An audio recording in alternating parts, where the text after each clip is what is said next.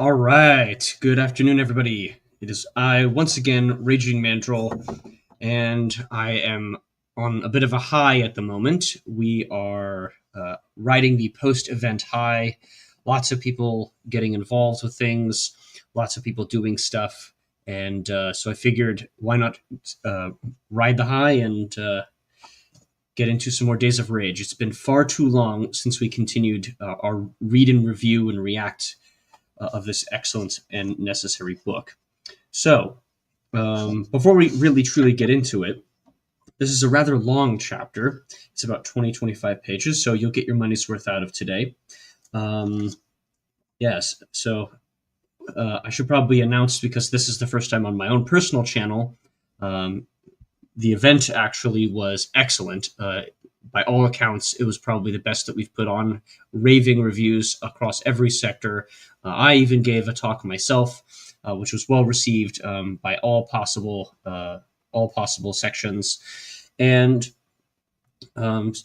yes, so that is just stunning. Just there's nothing more to be said. It was just an excellent thing. It rapidly becomes the highlight of our year in the Old Glory Club. All right. So let's go ahead and get into it. This is what Patty Hearst wrought. It is Chapter 14, The Rise of the Post-SLA Underground. As Patty I should probably share screen, actually. Let's do that, actually. Yes. So you can actually see what I'm looking at. There we go. There we go. All righty. All right. As Patty Hearst and the Harrises drove south from Los Angeles toward the city of Anaheim that day, May 17th, 1974.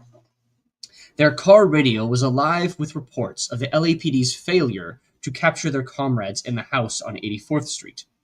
Harris roared with laughter and pounded the wheel every time an announcer repeated the news that the SLA had gotten away. The laughter stopped, however, once they checked into a hotel room down the road from Disneyland late that afternoon. Flipping on the television, Harris watched for a moment, confused, thinking at first that the scenes of policemen creeping toward a house on every channel were recordings of the morning raid on 84th Street. With mounting horror, he finally realized this was a second raid being shown live. "That's our people in there," Emily Harris screamed. They watched it all, live, for hours. The firefight, the flames, the burning house, the bodies. Harris shouted at the television throughout, demanding that the three stage a rescue attempt, then realizing its futility, finally collapsing in Emily's arms in tears, blaming himself as Patty, curled up on the floor, trembled. "It's all my fault," Harris kept saying. "I killed them. Oh, I wish I was there. I wish I was dead too." Shell-shocked, they spent that weekend at the hotel, then drove to Costa Mesa, where they stayed for a week at another hotel, watching the news, going over what had happened, going over their mistakes, before each of them swore their renewed allegiance to continue the SLA's struggle. On Memorial Day, 10 days after the conflagration on 54th Street, they drove north on Interstate 5, returning to the Bay Area, the only place they had friends they felt they could trust, who might hide them. Their car broke down as soon as they reached San Francisco. After 2 days, lugging a heavy duffel bag packed with guns between hotels, they managed to rent an apartment in Oakland. For the next few days, they lay about inside, swilling jug wine as the Harrises squabbled over money, over their plans, over sex. When Emily denied him, Harris simply mounted Patty, who felt powerless to object. Most of all, they discussed so he's basically raping her. Most of all, they discussed who might be safe to approach. It was Emily who finally came up with a promising name, Kathy Salaya, one of Angela Atwood's waitressing friends. It turned out to be a fateful choice. By all rights, the fiery destruction of the SLA should have brought an end to what little remained of the underground movement.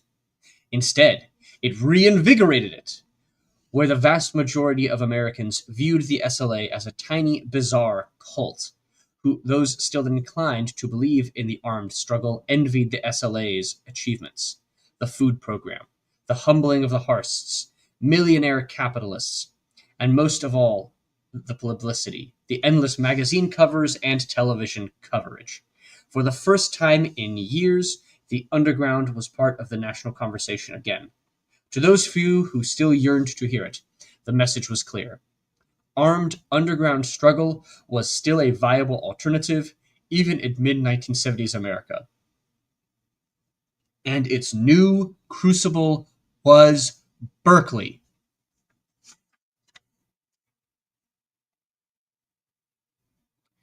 See if I can make that text a little bigger on the screen here. There we go. That's much better. What about that? Is that too much? No, that's perfect. All right. There we go. Much, much better. By all rights, the fiery destruction of the SLA. Hold on. That was the end of my page. The physical copy, that Berkeley line is the end of the page. So let's see. Within 2 years, yes. Within 2 years, in fact, 4 significant new bombing groups would emerge. 3 of whose founders either came from the Bay Area left or had visited Berkeley in attempts to join the underground. 2 new radical journals began publishing, the first since the death of Eldridge Cleaver's Right On, both devoted to chronicling underground bombings and the printing of communiques. Within weeks of the SLA's immolation, a series of public events, the trial of Joanne Chesimard, massive rallies in support of Attica plaintiffs, and the unlikely reemergence of the Weather Underground, would provide opportunities for scores of new underground members to meet, mingle, plot, and plan. The bombings, robberies, and deaths that resulted would, against all odds, extend the life of the radical underground into the 1980s. It all began, in a way, with Kathy Celaya, who was 27 that spring. Tall, with straight brown hair and a strong jawline. In some photos, she bore a passing resemblance to Bernardine Dorn. Celaya had waitressed with Angela Atwood before both women quit in anger after their manager ordered them to wear low-cut blouses. Like Atwood, Celaya was an amateur actress, but like Atwood, she had wanted to join the SLA. According to Patty Hearst, Bill Harris had rejected Celaya, saying she was too flaky to be trusted with the SLA's underground activities. She was, in some ways, the SLA's biggest fan. News of their deaths incensed her. In the following days, she cobbled together a protest rally, held on June 2nd, 1974, in a corner of Berkeley's Ho Chi Minh Park. It drew 400 or so onlookers, many of whom seemed to drift into the park out of curiosity. The FBI filmed the proceedings from a nearby building. Along the front of the stage, someone had lined up bottles of DeFreeze's favorite beverage, Akadama plum wine. Celaya took the microphone wearing pink bell-bottoms, a turtleneck sweater, and enormous sunglasses. "I am a soldier of the SLA," she began. Sink, Willie, Camilla, Ms. Moon, and Fahaza were viciously attacked and murdered by 500 pigs in LA while the whole nation watched. I believe that Gelina and her comrades fought until the last minute. And though I would like to have her be here with me right now, I know that she lived happy and died happy. In that sense, I am so very proud of her. SLA soldiers, although I know it's not necessary to say, keep fighting. I'm with you. The Harrises read about Celaya's appearance in the newspapers and decided to contact her. Emily made the approach.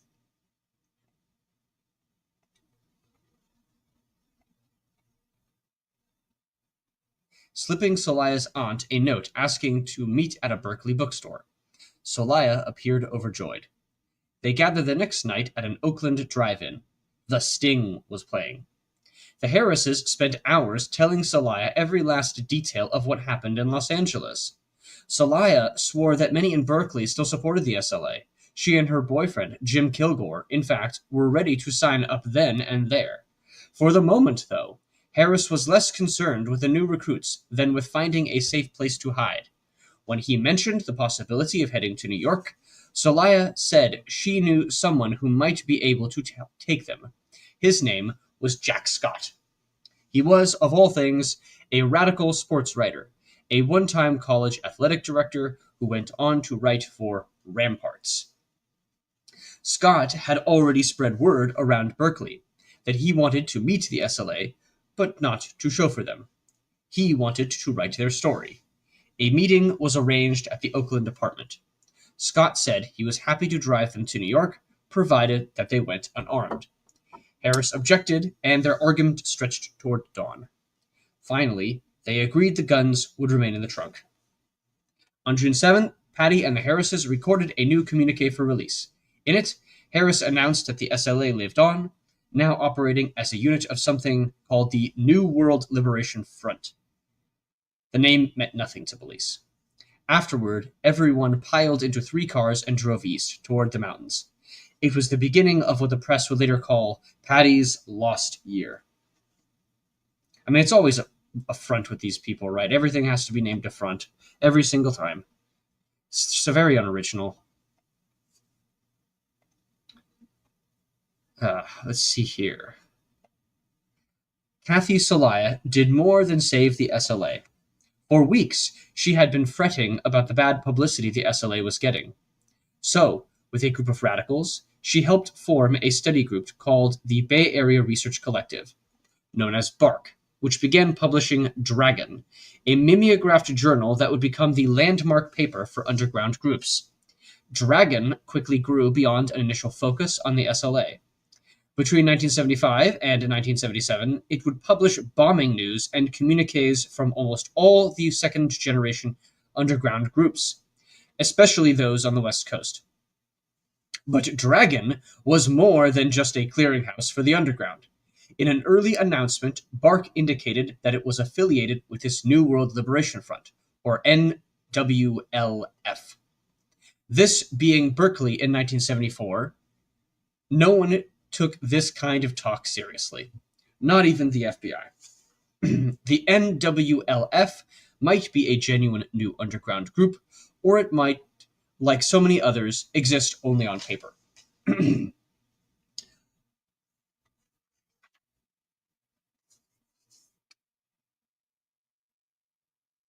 But something was afoot. During a jailhouse interview in late May, the SLA's Joe Ramiro told a local author, John Bryan, of a May 25th emergency meeting in which a number of Bay Area radical groups had formed a new umbrella organization to coordinate the activities of the SLA, the NWLF, and others. In a subsequent issue, Dragon carried a letter, supposedly from the NWLF, in which it invited anyone and everyone to detonate their bombs in the name of the NWLF. A tactic, it acknowledged, made the group seem larger than it was. At least initially, the group's invitation was met with a yawning silence. Right, so this just tells you that if you have critical mass in numbers, it allows you to create the actual radical and militant sections and wing of any movement, right? As we've seen so many times before, the broad movement is not necessarily the same as the militant wing. There are key differences. And there is almost an esoteric difference as well as a violence difference, isn't there? These are where you start getting into discussions about personality and what type of personality is going to end up in which section of the organization, who is appropriate to do which job, basically. And really, who is going to be not just skilled, but have the temperament to do which job. In a subsequent issue, Dragon carried a letter, supposedly from the NWLF, in which it... Oh, that's the same paragraph. All right. I think I left off at yawning silence. All right. Anyway, then on August 5th came the first NWLF bomb, a dud, left outside an office of the General Motors Acceptance Corps in suburban Burlingame, California. A communique announced greetings and love to the Symbionese Liberation Army. 3 nights later came another. another dud, left outside a San Francisco GM dealership. Oh, really?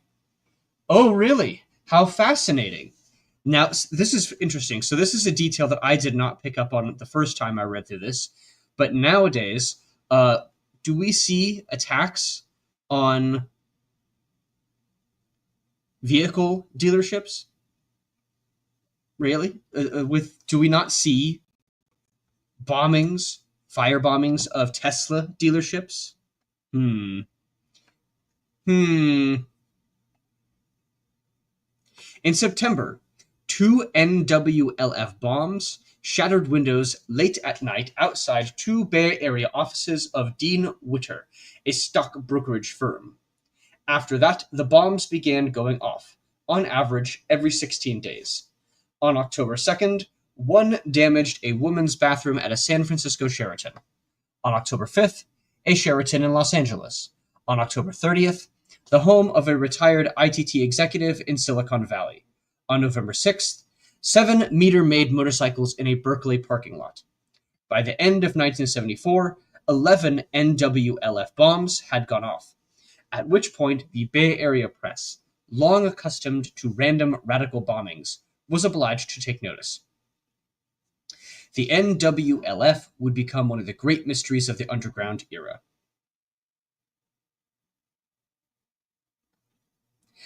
At first, the FBI assumed that Bill Harris and the SLA were responsible, but NWLF bombs would still be exploding long after Harris and his acolytes were off the streets. They would go on year after year.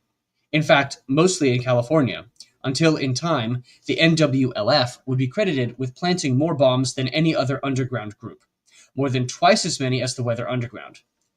The truth about the group, or at least part of it, would not emerge for years. Right, so there's a footnote here that I should probably address. That says, some sources claim that the name New World Liberation Front originated in a statement by Eldridge Cleaver in 1969. Cleaver envisioned it as an alliance of radical whites and third world blacks. Ah, see, there you go. There it is, right there.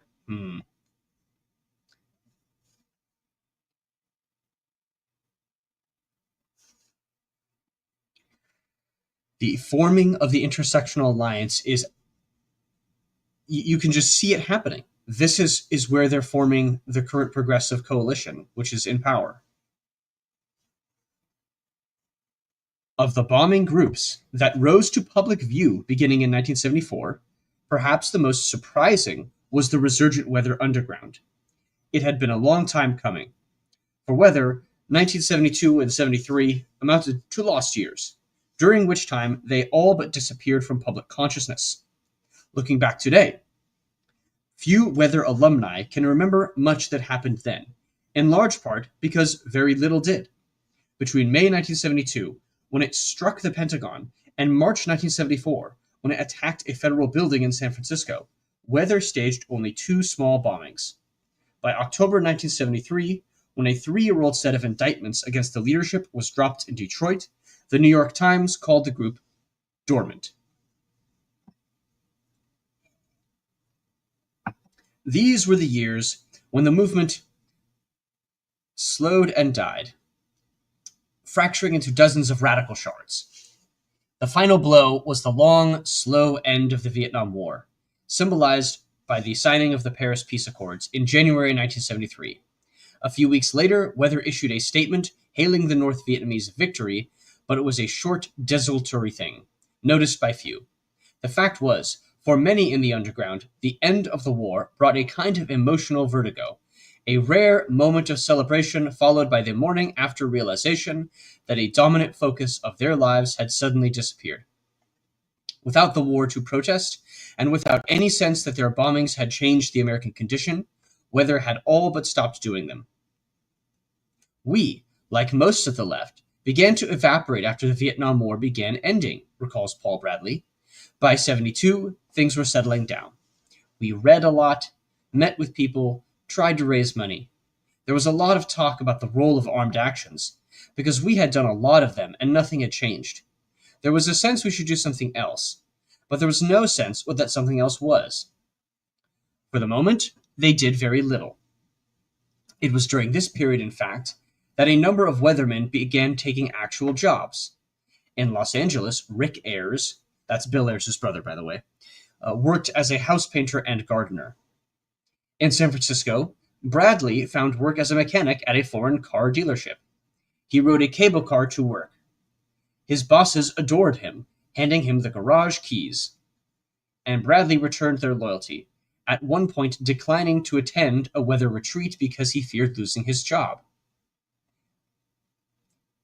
Ah, yes, the necessity to earn money. At the highest levels, however, only a handful of cosmetic changes were made. The leadership was rebranded the Central Committee. At one point, the group's name was changed to the strangely corporate-sounding Weather Underground Organization. In May 1973, the New York Cell roused itself to bomb a trio of police cars in Queens after a cop killed a 10-year-old black boy named Clifford Glover. 3 years earlier, weathermen had been in the headlines on a regular basis. The morning after the Glover bombing, the Times couldn't even get its name straight. Its article suggested the group at some point had renamed itself Weather People. No one knew, no one particularly cared. Coverage of the year's second bombing that September was just as dismissive. In protest of the CIA-backed coup in Chile, Weather detonated a bomb on the 9th floor of ITT headquarters in Manhattan, demolishing several empty rooms. Responsibility calls went to the Post and the Times, which seemed skeptical that Weather even still existed. If yesterday's bombing was indeed done by people connected with the Weatherman, that's a mistype, the Times reported, it would be one of the few times since the fall of 1970 that this violent splinter of Students for a Democratic Society has been heard of.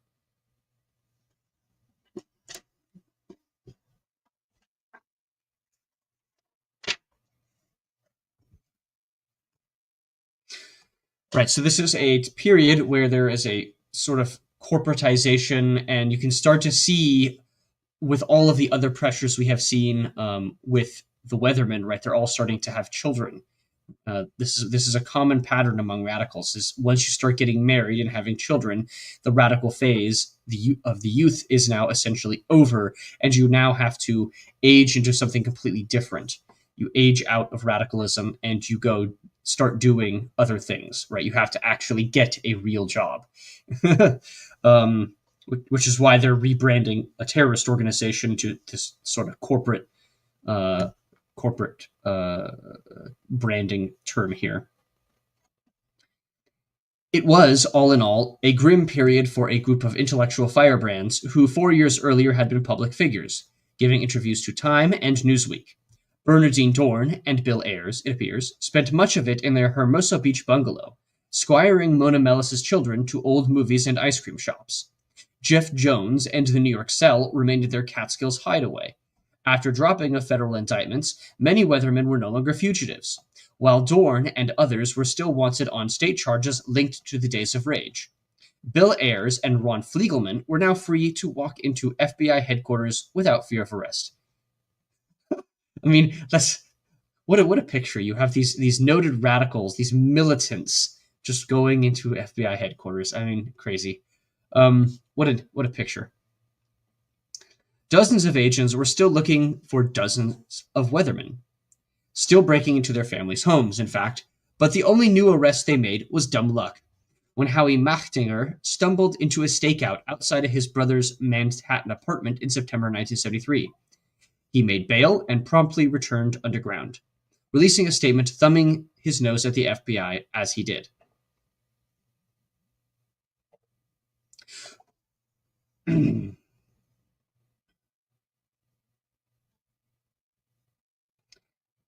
For a group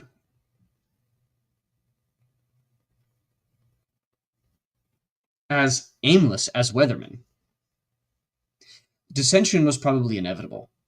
As the months wore on, with little sense of new direction, complaints bubbled up from the ranks, especially from those few dozen members who hadn't taken active roles in the bombings or leadership.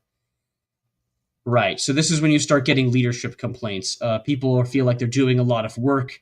The leadership is basically sitting around on their ass doing nothing. They're tired. There's been no this is a classic example of what happens to an organization which does not constantly reinvent itself. Right, you lose your purpose. There's no sense of vision. The momentum is gone, etc., etc.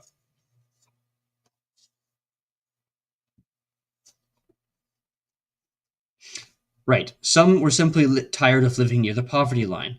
A handful of gays and lesbians griped that leadership wasn't attentive to their needs. The loudest complaints, though, emanated from several young women who began to self identify as radical feminists. It's always the women. It's always the women. The women complain. The Central Committee discouraged them from joining outside feminist groups, prompting gripes that the leadership had been corrupted by white male superiority. Now, look at that. Efforts were made to placate these women. They were allowed to form a women's brigade within the organization that bombed a Department of Health, Education, and Welfare building in San Francisco in March 1974. At one point, it issued an entire white paper on the importance of feminism. Not that it helped.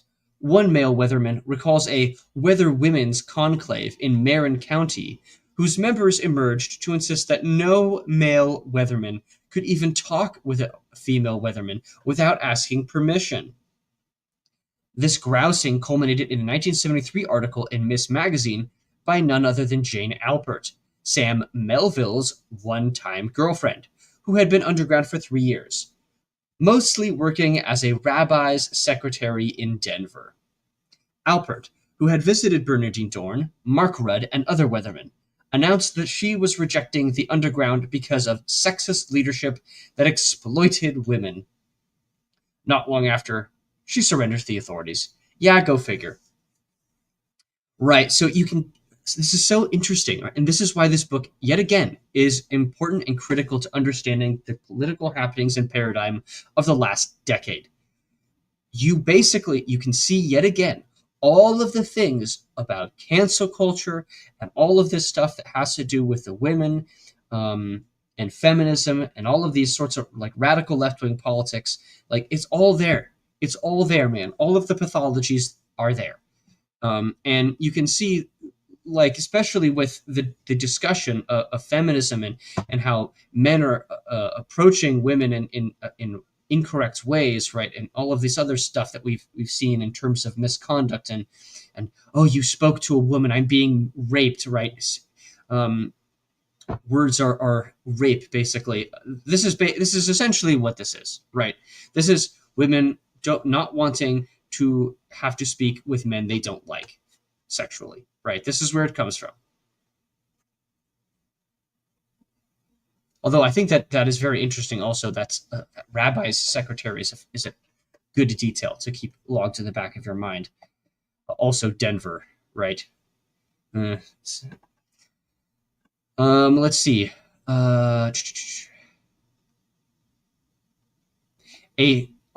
This is also interesting too because it reminds one of the Harvey Weinstein saga as well, right?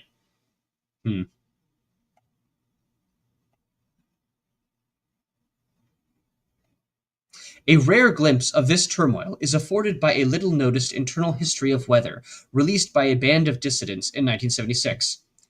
According to this document, matters came to a head in October 1973, when the Central Committee, fearing open revolt, developed a plan for reorganization.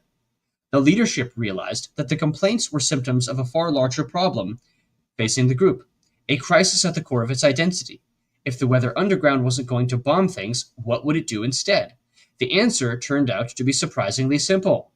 For 4 years, they had detonated bombs to get people to read the written statements they release. What if they simply went on releasing their writings without the bombs? What if they put all their writing into one package? The idea of a book was born. This is so ridiculous.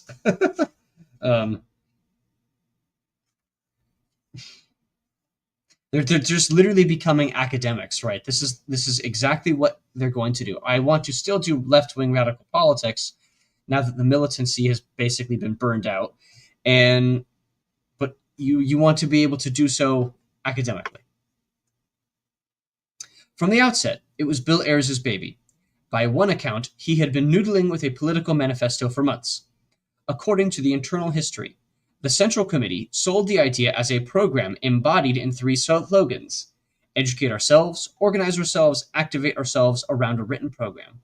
The project was less about politics than what businessmen call team building. They needed to get everyone on the same page. Literally. The job of writing the book, which took all of 1973, has been described in Ayres's and other memoirs as a rare collaborative endeavor, with the manuscript being passed around among writers throughout the organization. Borrowing a line from Mao, a single spark can start a prairie fire. They decided to call it Prairie Fire, the politics of anti-imperialism.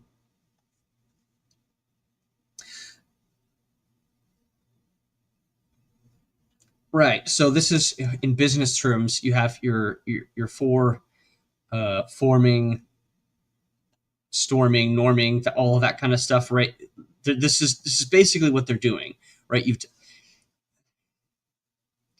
And it makes me wonder, actually, has James Lindsay ever read this book?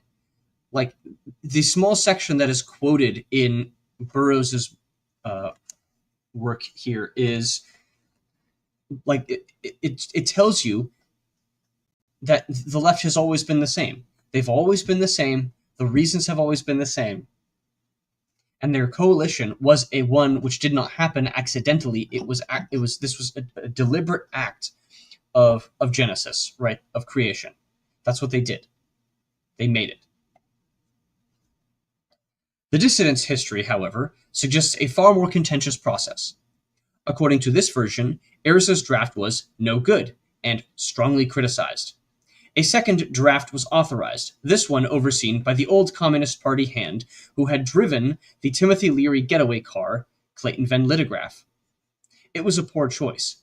30 years older than his peers, Van Littegraff was a unique figure in Wither, a doctrinaire Maoist who had been deeply involved in Seattle's vibrant leftist politics since his days as a Boeing machinist after World War II.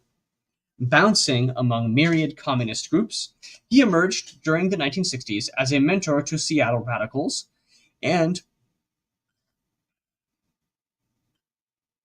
an author of several influential pamphlets, one of which caught the attention of John J.J. Jacobs, who drew him into Weatherman. Van Littegraff was an ardent proponent of armed struggle and disdained any retreat from it. Right, so this story is actually quite important because it's quite, and there's a reason why this is connected to all of the stuff in the previous paragraph about the women. Right, you'll see what I mean in a moment. As it turned out, Van Littegraff was one of two aging communists who got involved. The second was Eleanor Stein's mother, 60-year-old Annie Stein, a chain-smoking activist who had long been active in New York left-wing politics. A former school teacher, she focused on fighting racism in the New York schools. During Weather's lost years, she became a political mentor to her daughter and Jeff Jones. Sometimes the couple would slip into New York to sip coffee with Annie at one of her favorite delis. Other times, they would take walks in the Catskills. Annie Stein was a traditional communist who believed that a social revolution would arise only from organizing the masses, not from bombing buildings. By 1973, she and Van Littegraff had become something like intellectual rivals, each determined to imprint their ideas on the leadership and in the pages of Prairie Fire. Right? And that detail about being a school teacher is notable, right? They always are school teachers, every single time. School teachers, professors, all of this stuff. After Bill Ayres' first draft was rejected, the internal history says, responsibility for a second draft was given to an experienced and trusted comrade, clearly Van Littegraff, who enrolled several of the radical feminists. Distinctions between this group's revolutionary line, emphasizing Weather's support for women and people of color, are easily lost on any mainstream reader. But they clearly led to a series of internal debates that turned ugly. The history says the Central Committee fought tooth and nail for their version, which included Annie Stein's emphasis on the internal national working class, and discouraged struggle against them by saying it was sectarian and factional. There were arguments over almost everything, from how to position the book to how to publish it. It was really a struggle between Annie and Van, recalls Howie Machtiger, who wrote sections of the manuscript. They both considered themselves to be the left of the Communist Party and the Chinese. They both consider themselves to the left of the Communist Party. I mean, how can you be more left than the Communist Party? I mean, like, how is that even possible? But they were different. The emphasis on armed struggle, that was Van. The emphasis on organizational work with the masses, that was Annie. I read the thing as a compromise of their positions. A power struggle ensued, its details now all but lost to history. What is clear is that Ayres and the Central Committee won. Van Lithograaf was expelled from Weather at some point in 1974. The resulting bitterness would eventually come back to haunt everyone involved. The completed manuscript of Prairie Fire, which ran to 156 pages, ended up as a wide-ranging survey of 1970s-era radical views, featuring histories of the American left, the rise of the 1960s-era radicals, SDS, and the Vietnam War. It laid out Weather's take on every conceivable political topic, from slavery and feminism to Native Americans and independent struggles in the African nation of Guinea-Bissau. Always, though, it circled back to the absolute necessity of violent revolutionary struggle against the U.S. government.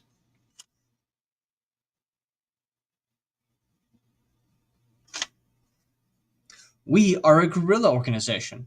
We are, and I'm quoting here, we are communist men and women underground in the United States for more than 4 years. Our intention is to disrupt the empire, to incapacitate it, to put pressure on the cracks, to make it hard to carry out its bloody functioning against the people of the world, to join the world struggle, to attack from the inside. Our intention is to engage the enemy, to wear away at him, to harass him, to isolate him, to expose every weakness, to pounce, to reveal his vulnerability. Our intention is to encourage the people, to provoke the leaps in confidence and consciousness, to stir the imagination, to popularize power, to agitate, to organize, to join in every way possible the people's day-to-day struggle.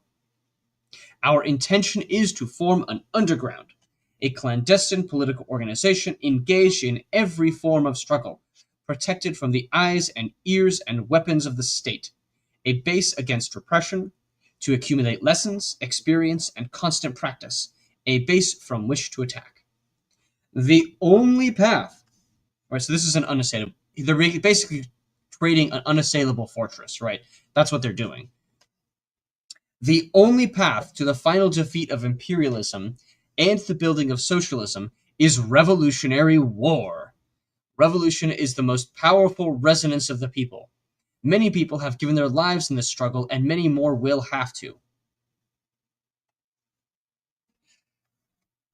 As the manuscript neared completion, the question became how to publish it.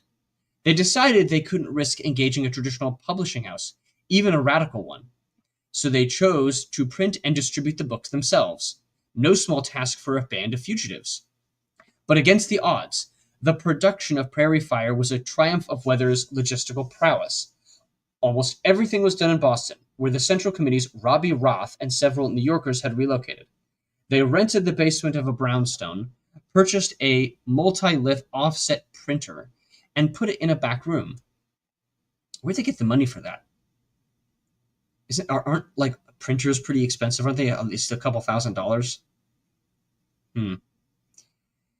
In the front, the handy Ron Fliegelman, with the help from Mark Rudd, built a Potemkin Village outer office, complete with a reception desk and filing cabinets, in case they had uninvited visitors. Fliegelman supervised the printing press. They cranked out 5,000 copies of the book, each assembled by hand with gloves. According to one participant, a second printing was done in Eugene, Oregon.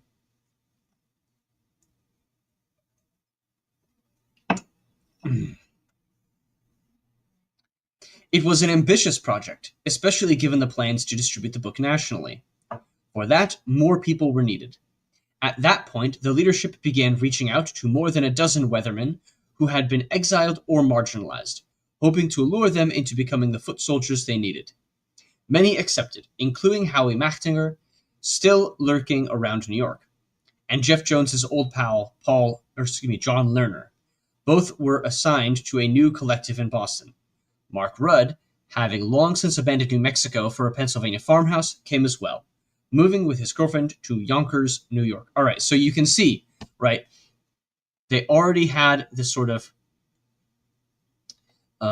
fracturing, and now they are reaccumulating. The gang is coming back together now, right? Although I think it's very entertaining because they're making basically a political manifesto, and it takes an entire fucking committee of these people to get it done. I mean, this is just completely ridiculous. It was an ambitious project, especially given the plans to distribute the book nationally. For that, more people were needed. At that point, the leadership began reaching out to more than a dozen weathermen who had been exiled or marginalized, hoping to lure them into becoming the foot soldiers they needed. Many accepted. Oh, sorry, I already read this part. Yeah, all right. So they're basically, these people are all complete heels, right? They already got kicked out of the organization for one reason or another, and they all come running back. They're complete heels. By spring 1974, the book was ready to be released. As if needing to remind the public it still existed, Weather then launched a trio of new attacks, its first since the ITT bombing 6 months earlier. In protest of the SLA killings, the San Francisco cell bombed an office of the California Attorney General. In New York, as a protest against the state's draconian drug laws, Fliegelman made a stink bomb his group rolled into a banquet, fating Governor Nelson Rockefeller. Yeah, a stink bomb. Why not? Fliegelman says today. I guess we were trying to change things up a little. The final action came on June 13th, barely a month before Prairie Fire's release, when Weather detonated a large bomb that wrecked most of the 29th floor of Gulf Oil headquarters in Pittsburgh. Exactly as a traditional publisher might arrange a book excerpt in the pages of Time or Newsweek, Weather included an excerpt from Prairie Fire in its communique. Some of those late actions, I think we got a little sloppy, maybe a little dangerous, Fliegelman recalls. I remember one time, one of us took a bomb on an airplane, which we shouldn't have done. What the fuck? They're literally taking fucking explosives on an airplane. I mean, this is like, this is such an open door, right? There's no security apparatus to speak of that these people are dealing with, right? These kinds of things would just never happen today, right? These people would have been, even with the incompetence of like the TSA or any of these other intelligence agencies, right? They just would have been caught much earlier.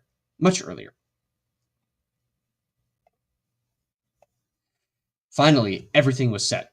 On the night of July 23rd, 1974, teams of volunteers dropped off copies of Prairie Fire at alternative bookstores and radical organizations in a dozen cities, from San Francisco to Madison, Wisconsin, to Philadelphia and New York. Sylvia Baraldini never forgot walking into the Brooklyn Women's School to find them. They just arrived, out of nowhere, a big pile of books, she says. We were all told we had to study this book, and we did. Our desire to read the book was due to the mystique of weathermen. We thought they were doing important things. They were underground. Right? The mystique of the radical, of the outlaw. Yeah. Never goes away, does it?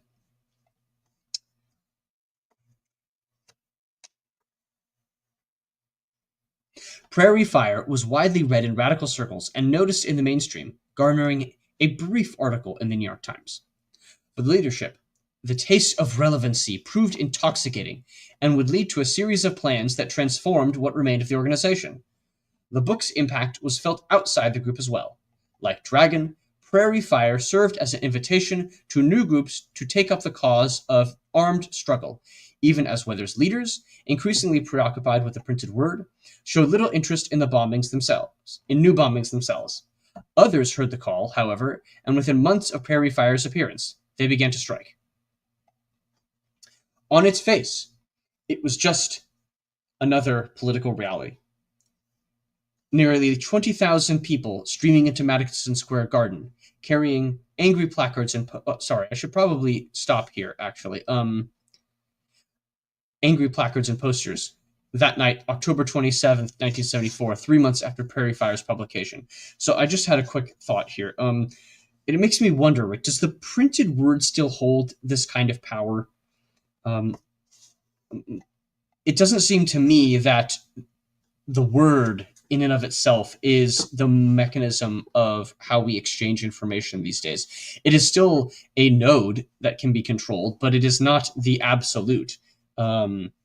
Most of these of the information now, especially if you're talking about like that mass dissemination, that seems to be more visual, right? Audio and visual content. It's not really verbal. Anyway, moving on.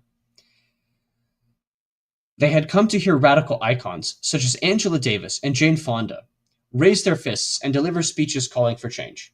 What almost no one understood, save perhaps for the handful of people building the bombs, was that this rally heralded not only the debut of a new political movement, but a new barrage of political terror. All the work of a group of militants who would emerge as the most determined bombers in U.S. history. All but forgotten today, they would go on to bomb dozens of U.S. skyscrapers and landmarks, raid presidential campaign offices, kill more innocents than any other underground group. They weren't black nationalists, they weren't aging hippies, or the Palestinians, or the Croatians, or any of the other groups that resorted to terror tactics around the world in the 1970s. They were Puerto Ricans. Their first bomb, though no one realized it at the time, had exploded at 12:55 a.m. on a hot summer night 2 months before the Garden Rally, on August 31st, 1974, in Damrosch Park outside Lincoln Center on Manhattan's west side. The explosion did little but tear up a row of hedges. Sifting through the debris, the NYPD bomb squad found the remains of several propane tanks. No one claimed responsibility, and the incident was quickly forgotten. I actually like how Burroughs writes this part because he directly connects through his writing Prairie Fire and the second or third wave of radical revolutionary movements. So that's actually wonderful. I love that, how this is written.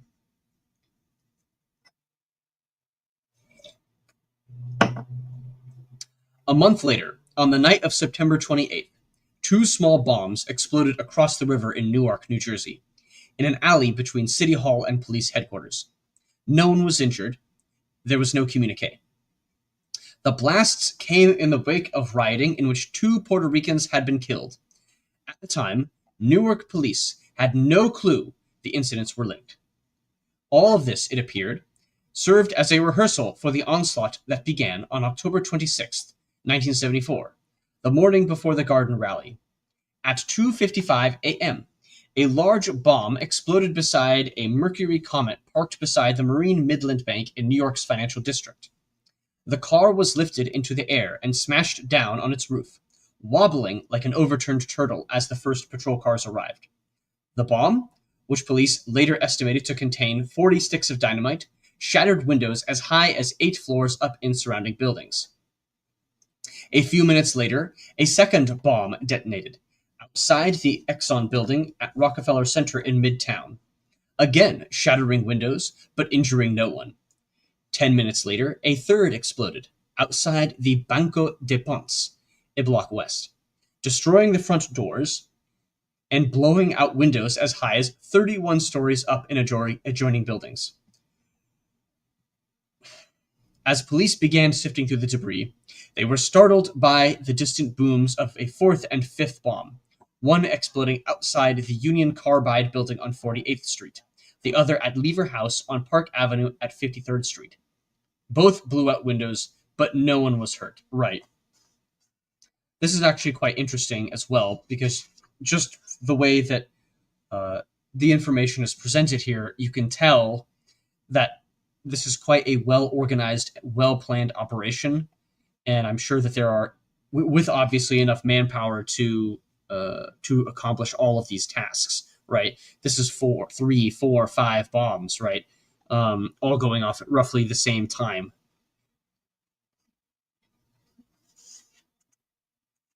Minutes later, a second caller, minutes later, a caller to the Associated Press directed reporters to a communique inside a phone booth at Broadway and 73rd Street. The 8-paragraph note claimed the bombings on behalf of a group neither the NYPD nor the FBI had ever heard of. Fuerzas Armadas de Liberación Nacional Puertorriqueña, Spanish for Armed Forces of Puerto Rican National Liberation. The communique was emblazoned with a logo, a 5-point star with the initials FALN inside. The text called for independence for Puerto Rico and the release of 5 political prisoners, all Puerto Rican militants who had carried out 2 attacks in Washington more than 20 years before: an attempted assassination of President Harry Truman in 1950, and a machine gun attack on the floor of Congress in 1954. The 5 bombings, it said, were a significant step in the formation of an anti-imperialist front in the United States, which will support and fight for the national liberation of Puerto Rico, and educate the American people about the murderous and genocidal policies of the Yankee capitalists through the world. Yankee, with a Puerto Rican spelling there. Both the NYPD and the FBI mobilized.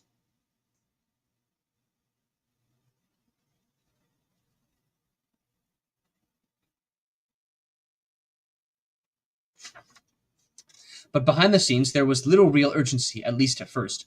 Bombs had been going off in New York for 5 years, and more than a few had been placed by the odd Puerto Rican radical, most of whom had been arrested. At first blush, this seemed more of the same. The NYPD cataloged the evidence, but as they suspected, there were no fingerprints, nor anything else to identify the bombers. In time, the probe's momentum waned. At some point, someone would make a mistake, and then arrests would be made. Then 6 weeks later, just before 11 p.m. on December 11th, a call came into an NYPD precinct house in East Harlem. A woman with a Latin accent said there was a dead body inside an abandoned building. An officer named Ray Flynn responded, along with a rookie named Angel Poggi, a Puerto Rican officer who was enjoying his first full day of police work. When the two reached the building, they found it boarded up. There was no sign of activity. They left, figuring it had been a hoax.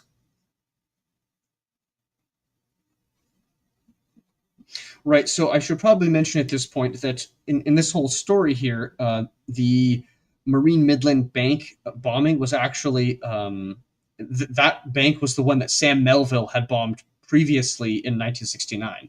Right, so it's the same target, basically. It's getting hit twice, although 5 years apart, so there you go. A few minutes later, the woman called again. The body was inside the building, she said. With a sigh, Flynn and Poggi returned. I mean, I just want to stop because Flynn and Poggi just sounds like a great gumshoe story, detective, team, right? This sound like you couldn't make this up, right? You literally cannot make this up. Reality is more believable than fiction at this point.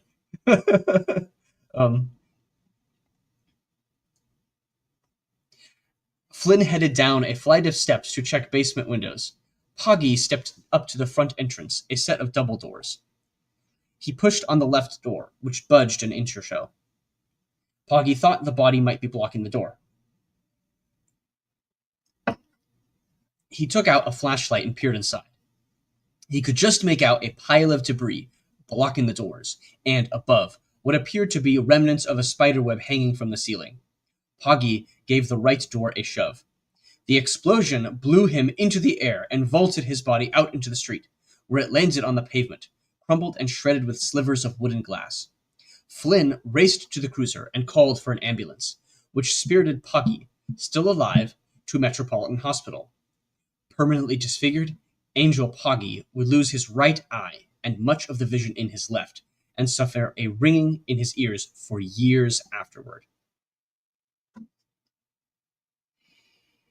A woman telephoned the AP several minutes later, claimed the attack on behalf of the Fallon, and directed the police to a communique in a phone booth on 52nd Street and 10th Avenue. The single piece of paper, emblazoned with the same star logo as the October bombings, cited Comando Tomás López de Victoria, a Puerto Rican revolutionary, and said the attack was revenge for the death of a Puerto Rican musician named Martin Perez, who had hanged himself while in custody at the NYPD's 25th precinct 10 days earlier. Suddenly, the NYPD's investigation of this Fallon gained momentum. If these people were targeting cops, it was time to get serious.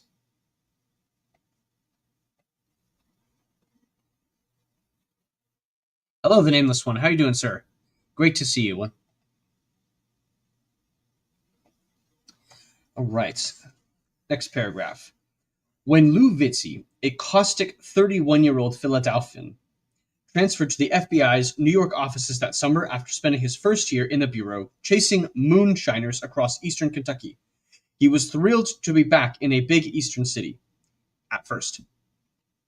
Then he sized up his 20 or so fellow agents in the Puerto Rican security squad.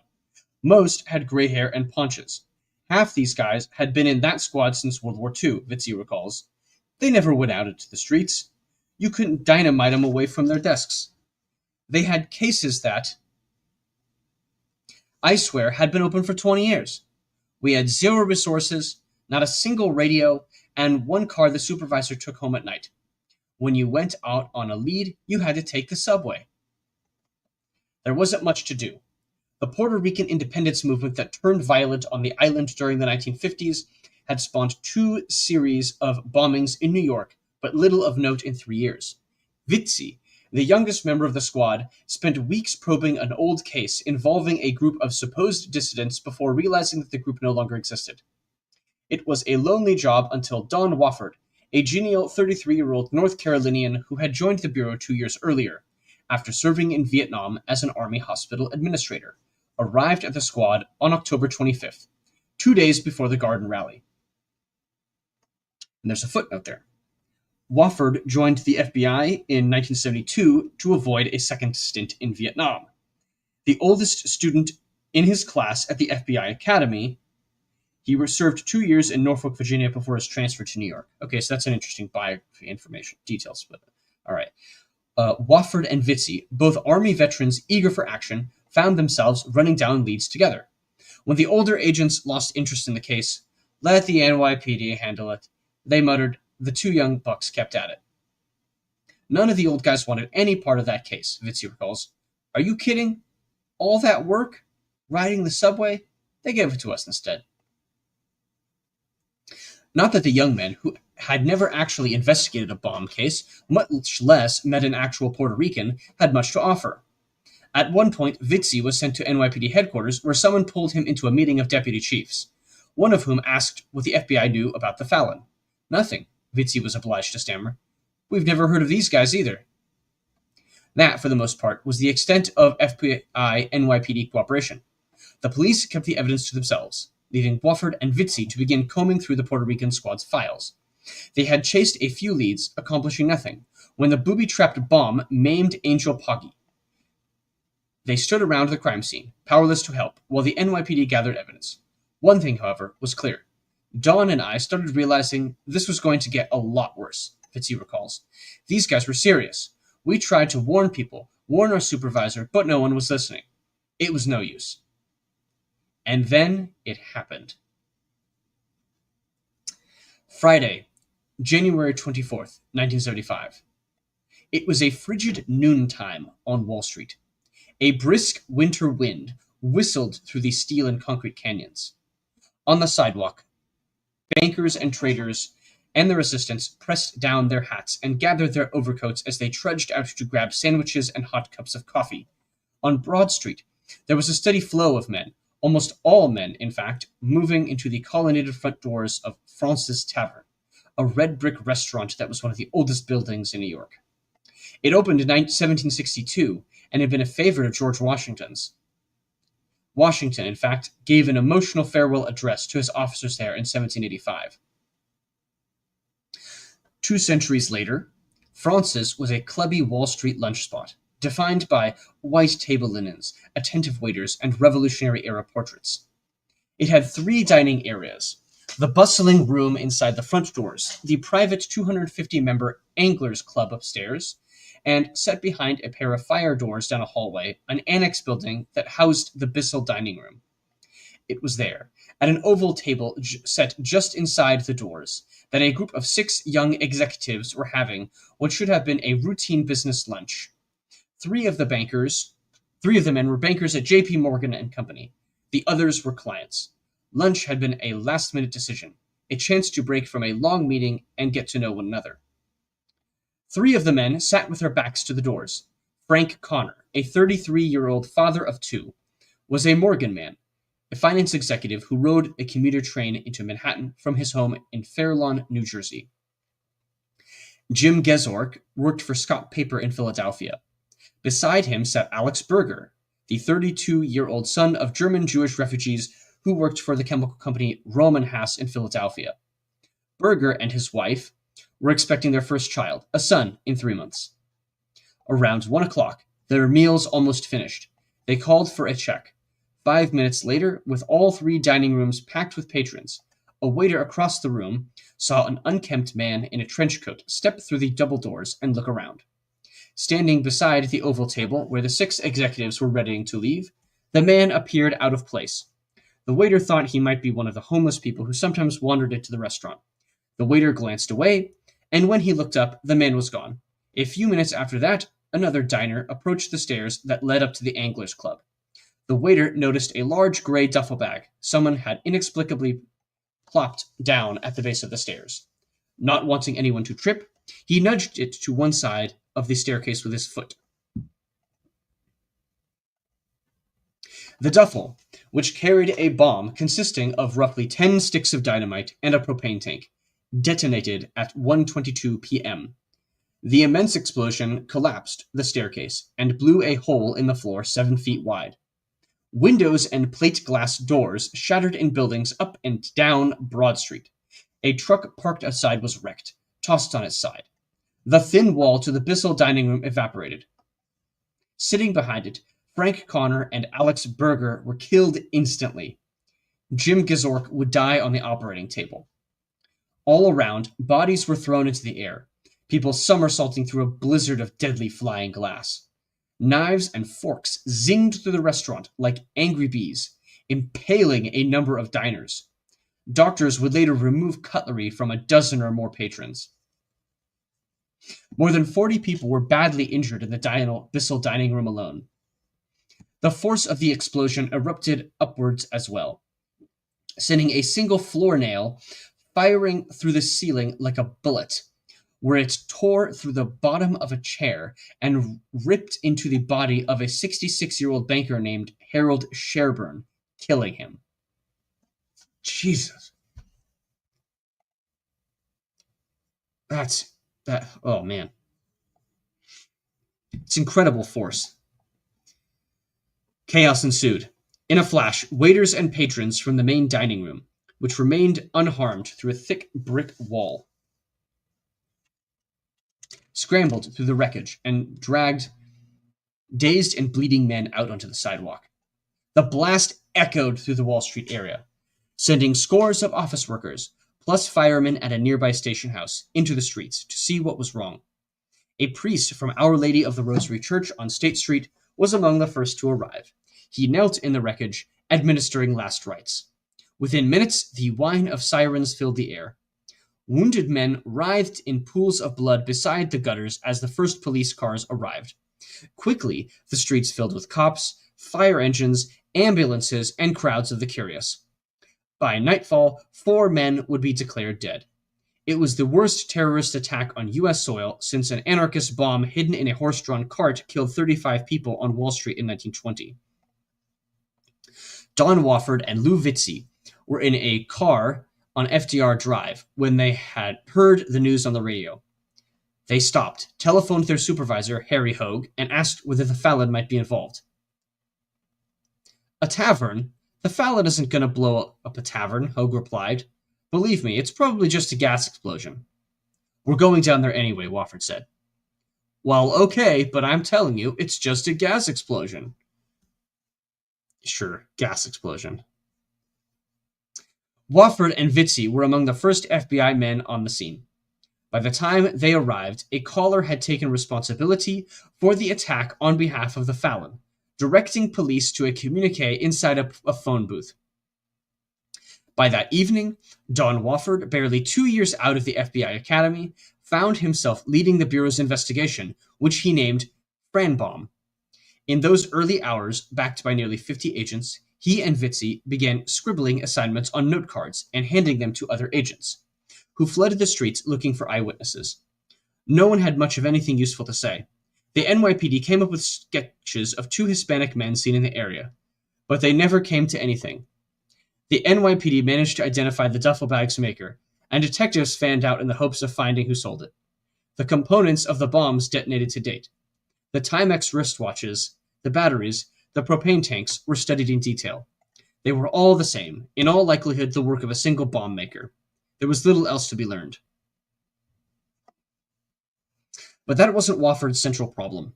From the beginning, the Francis Tavern investigation, and the broader probe of the Fallon, was hamstrung by the strange new rules of policing in the mid-1970s.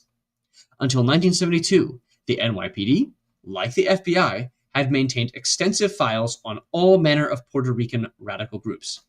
But after complaints from left-wing civil rights groups, many files, along with scores of files on similar radicals, had been destroyed. We haven't done any surveillance of Puerto Rican political groups in several years, one detective griped to the New York Times. We've been forbidden from even attending meetings as observers. The truth is, we have no good contacts inside the Puerto Rican community, and we're completely unprepared for the Fallon when it sprung up.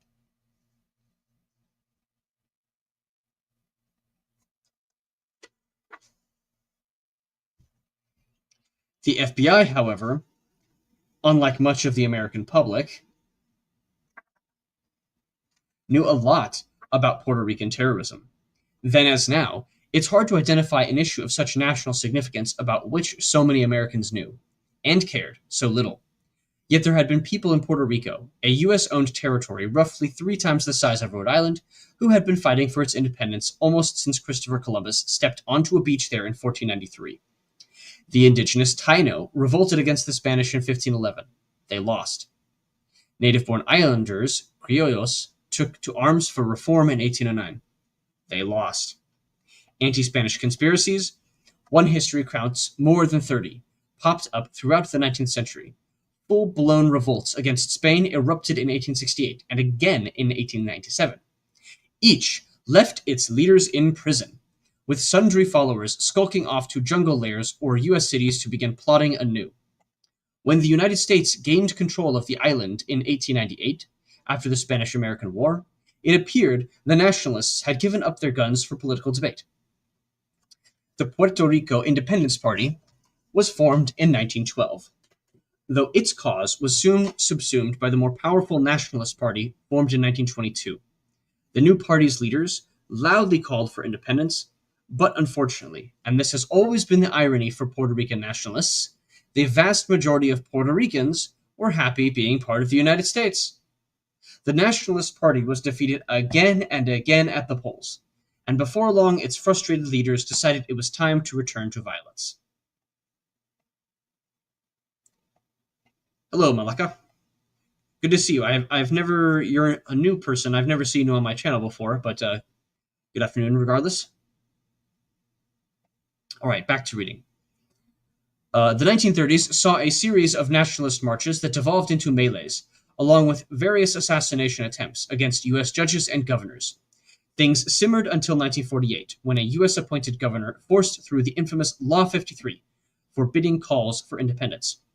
2 years later, when the United States moved to declare Puerto Rico a semi-autonomous commonwealth, nationalists launched a series of coordinated attacks on police and government buildings across the island in Mayagüez, Jayuya, Arecibo, and most notably in the capital of San Juan, where gunmen sprayed the governor's mansion with bullets. The army moved in, and every major nationalist leader was arrested. Then, on November 1st, 1950, as the White House was being renovated and President Truman was living at Blair House, two Puerto Rican revolutionaries tried to rush the building and assassinate him. They succeeded only in forcing a shootout with guards, one of whom was killed. One attacker was killed too, and the other was sentenced to death until Truman committed his sentence. And there's a footnote here. This man, Oscar Collazo, served 29 years in prison until ordered release by President Carter in 1979. Collazo was among several Puerto Rican nationalists decorated by Fidel Castro that same year. Again and again, it's all the same stuff, right?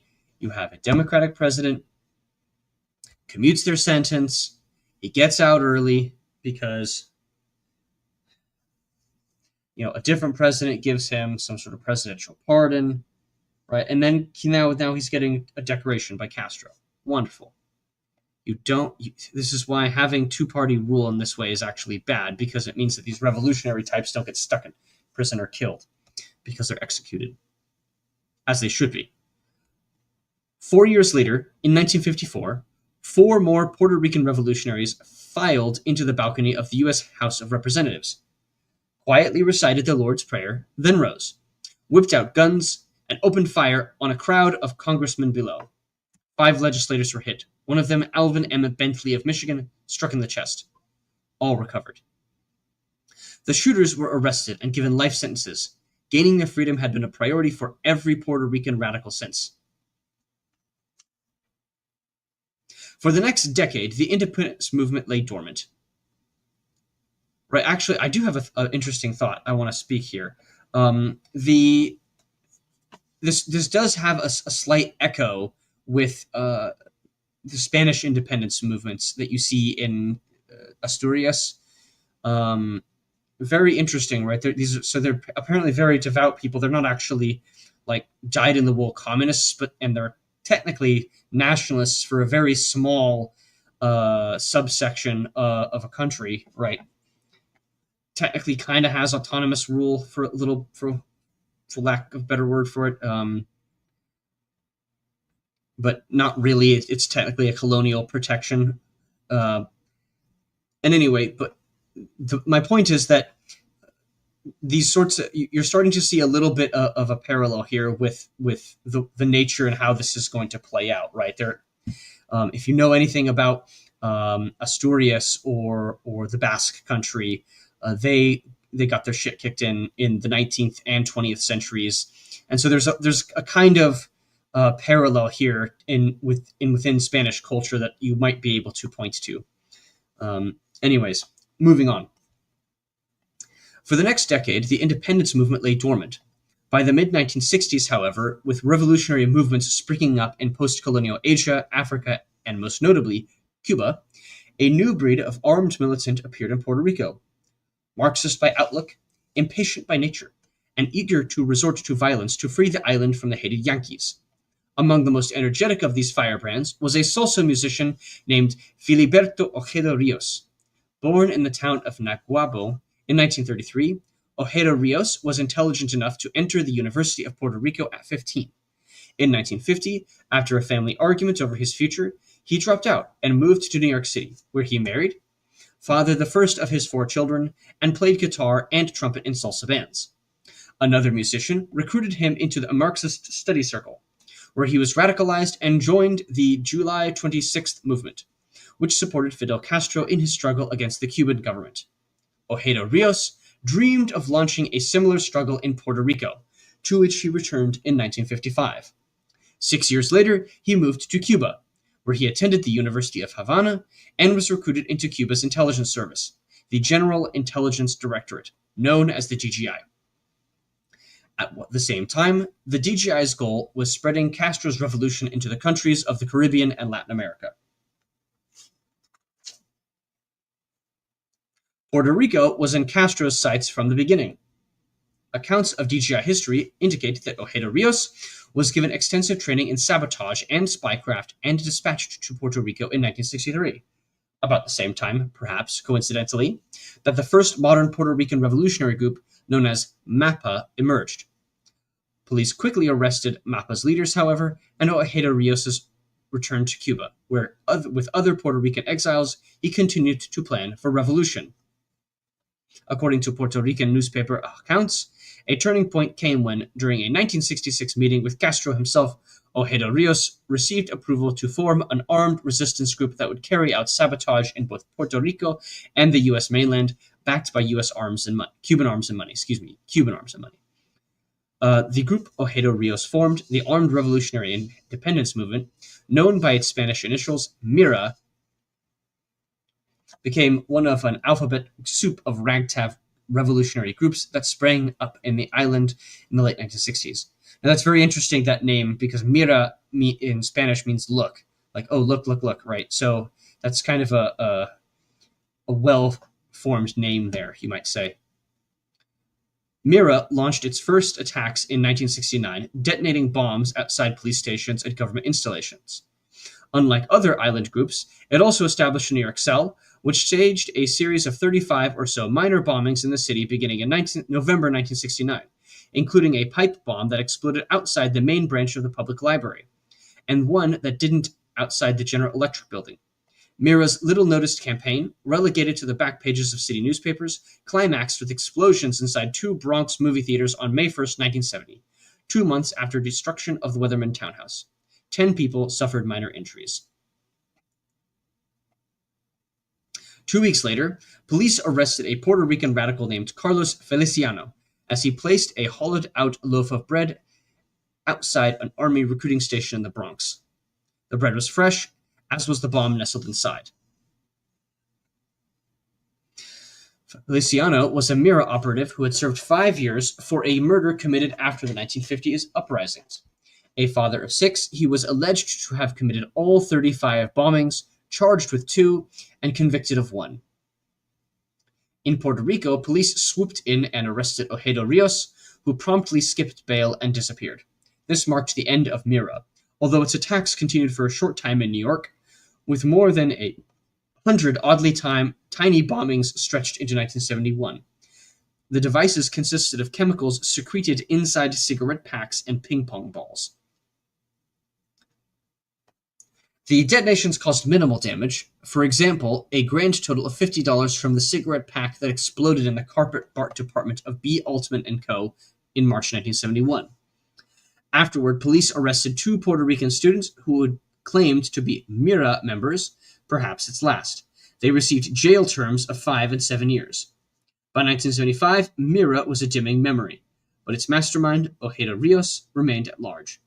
Many in the FBI, especially those with experience in Puerto Rico, suspected that he had now graduated from exploding ping-pong balls to indiscriminate murder. But where he was, or where this Fallon would strike next, no one had a clue.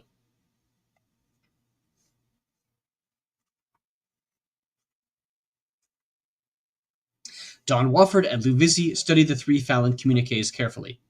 Dense with Marxist verbiage, they seemed to hold echoes of weather texts. A number of agents suspected the Fallon was a cover for weather, that the older group was taking on a new cause under a new name. Just that summer, Prairie Fire had called for Puerto Rican independence. Others suggested the group was a tool of Cuban intelligence.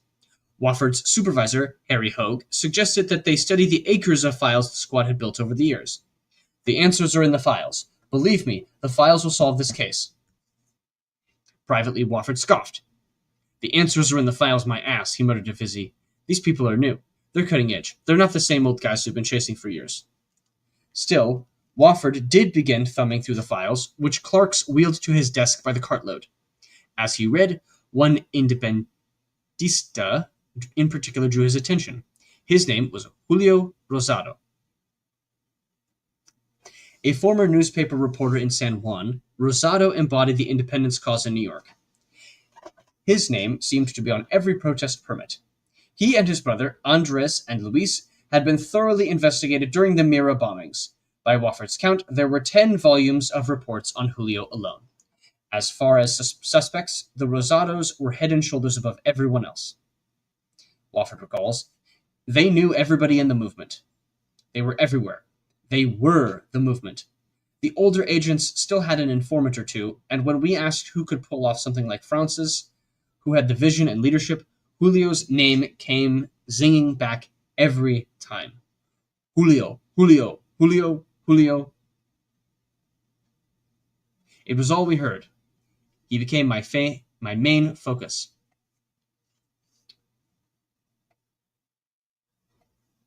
One day after the bombing, Wofford dispatched a pair of agents to interview Rosado at his apartment on Brooklyn's Eastern Parkway. They returned to 69th Street excited, reporting that Rosado, confronted at his apartment door, had gone white and begun shaking the moment they fired questions at him. Before he slammed the door in their faces, the two agents got the strong sense that he had something to hide. Wofford had the Rosado brothers placed under 24-hour surveillance.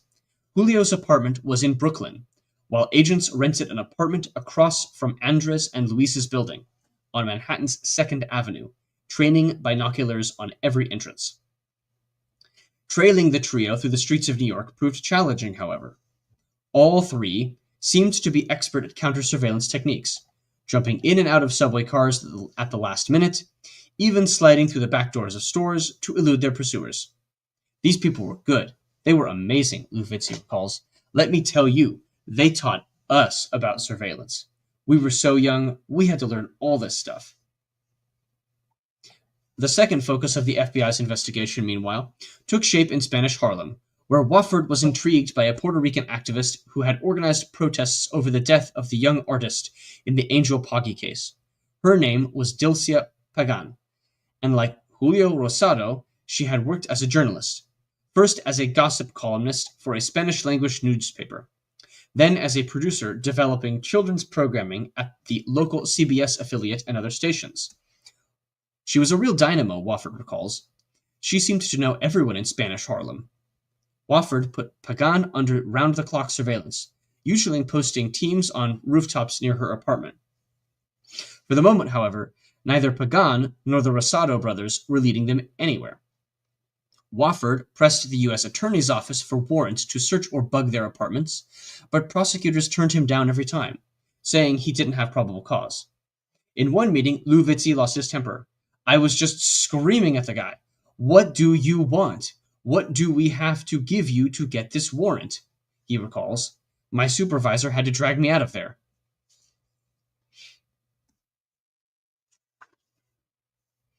Other FBI offices were scarcely more helpful. Wofford expected the San Juan office, which had been chasing Ojeda Rios and other revolutionaries for years, to be a trove of leads. To his dismay, San Juan refused even to respond to many of his inquiries. He and Vitzi appealed to headquarters but ran smack into the realities of FBI bureaucracy. Individual SACs, special agents in charge, ran their offices as personal fiefdoms.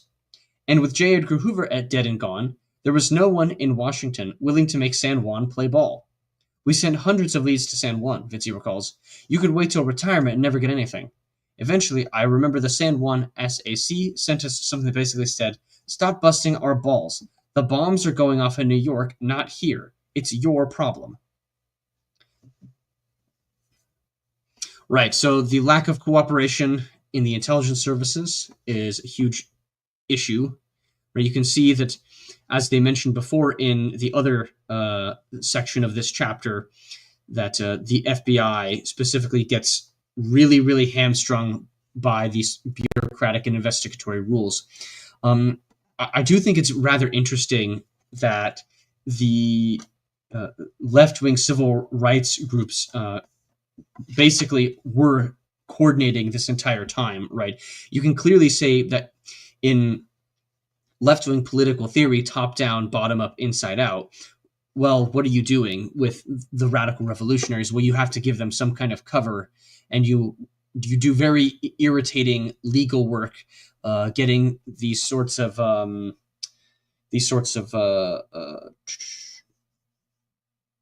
basically getting rid of the data, right? They mentioned that all of the files previously had essentially been expunged or taken out or tampered with or whatever. But essentially, this is what you're talking about. You collect the data, then the data doesn't get acted on. You collect the data, then the data gets destroyed or forced out. And this is a huge problem, right? It's just what you're dealing here with the bureaucracy is the bureaucracy doesn't actually want to do its job, right? That's what's happening. So that's something I would like to stress here. Wofford, Vitzi, and dozens of other agents were still working around the clock when, on the night of April 2nd, the Fallon struck again. The first bomb exploded at 11:42 p.m. on the southwest corner of Madison Avenue and 27th Street, shattering 4 large plate glass windows in the New York Life Insurance Building. 5 minutes later, the second bomb detonated, outside the Metropolitan Life Insurance Building at Park Avenue and 25th Street, shattering 60 windows. A pedestrian was struck by flying glass and treated at Bellevue Hospital. At midnight, the third bomb exploded outside the Bankers Trust Company on Park Avenue at 48th Street. 10 minutes later, a fourth and final bomb exploded amid a pile of green trash bags outside a Blimpie fast food restaurant, next door to the American Bank and Trust Company on 46th Street on Fifth Avenue. At 1 a.m., someone with a Spanish accent called the Associated Press and directed police to a communique inside an 86th Street payphone. The communique was dramatically different from previous missives. While again demanding the release of Puerto Rican prisoners and condemning CIA repression, it was almost apologetic about the Francis Tavern bombing. Our attack on January 24th, 1975, was not in any way directed against working class people or innocent North Americans. The targets of our attack were bankers, stockbrokers, and important corporate executives of monopolies and multinational corporations. Wofford and Vitzi spent days orchestrating agents who canvassed all 4 bomb sites looking for witnesses. The bomb components, analyzed by the NYPD's bomb squad, produced no new leads. No one saw shit, Vitzi told Wofford one afternoon as he slumped at his desk. Same logo, same typewriter, same everything. We got nothing. The only good news was that the Fallon, presumably in reaction to criticism it had received for the deaths at Francis Tavern, had returned to nighttime bombings that put fewer people at risk. Wofford was now convinced that the Fallon was a genuine new radical group, and that the only way to stop it was to become the FBI's one-man clearinghouse for everything Fallon. He was still studying the old reports that June when the Fallon suddenly opened a new theater of operations.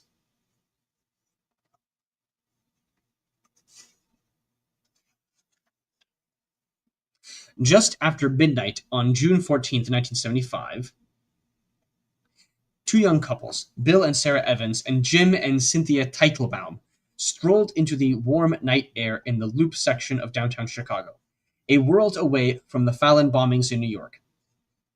They were walking past the First National Bank at the corner of Monroe and Dearborn when they noticed a curly-haired man with a bushy mustache crouching by the front entrance. Thinking he was homeless, they turned away and headed down the street to a bar, where they enjoyed a nightcap. Afterward, heading back to their car, the 2 couples again passed in front of the bank and spied a camera bag on the sidewalk. Right, so there is a footnote here. These 2 names for these people are pseudonyms, right? They're not actually real. These people were never publicly identified. So Bill and Sarah Evans and Cynthia and Jim, right? These people aren't actually real, just FYI. All right. Curious, Jim Teitelbaum picked it up and carried it to the car, where he slid into the back seat. As Bill Evans, at the wheel, drove away from the curb, Teitelbaum struggled with the bag's zipper, which seemed to be covered in a sticky substance. Oh no, that's how you know. For any sort of anti-terrorism or bomb training, they always tell you if there's a sticky substance or there's a funny smell on the outside of a bag or a package, that is like the number one indicator that there's probably something explosive in there.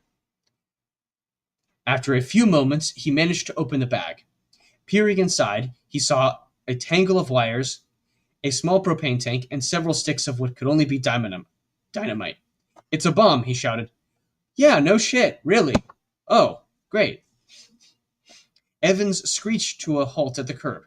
Teitelbaum opened the car door and threw the bag on the sidewalk as the others scrambled out the other side into the street. As the bag landed, all its components, including the dynamite, tumbled out into the pavement. It didn't explode. Teitelbaum and Evans exchanged glances. Should they run or abandon it on the sidewalk? Deciding he couldn't risk harming an innocent pedestrian, Teitelbaum leaped from the car and gave the bomb a hard kick toward the Mid-Continental Plaza building. He had just turned and taken several running steps toward the car when the dynamite exploded. The boom reverberated through the streets. Its force threw Teitelbaum to the pavement.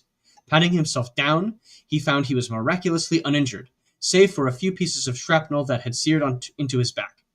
Windows shattered up and down the streets. Chicago police were on the scene in minutes. The bomb left a foot-wide crater in the sidewalk. 20 minutes later, as uniformed officers began roping off the area, the distant boom of another explosion echoed through the night. The second bomb had detonated in front of the United Bank of America, shattering windows but injuring no one.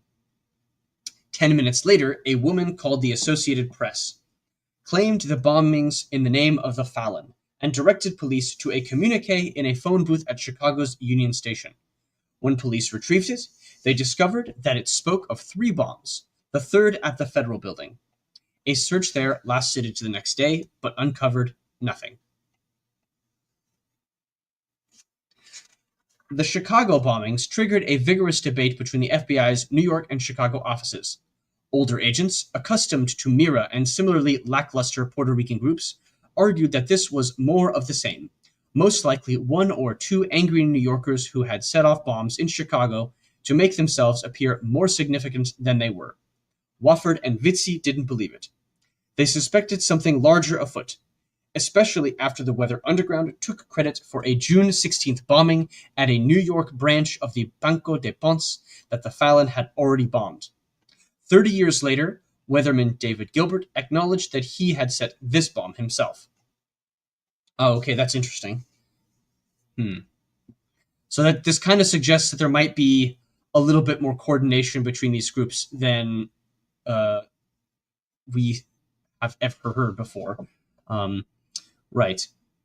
Wofford and Vitzi, working 14 hours a day, 6 days a week, scoured their yellowing reports for anything that might link the Fallon to the Weather Underground or to their mutual friends in Cuban intelligence, an effort that gained steam after Fidel Castro announced publicly that the Cuban government would give Fallon whatever support it could. For the moment, though, the Fallon itself remained a phantom. Then, on October 27th, the anniversary of the first bombings in New York, came the most ambitious set of attacks to date.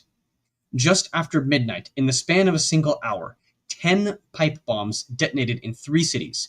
2 in Washington, outside the State Department and the Bureau of Indian Affairs, 5 in New York, outside 4 banks and the UN, 3 in Chicago, outside the Continental National Bank, IBM Plaza, and Sears Tower. The explosion at Continental, 2 blocks from the FBI office, was so loud it shook the night supervisor's desk.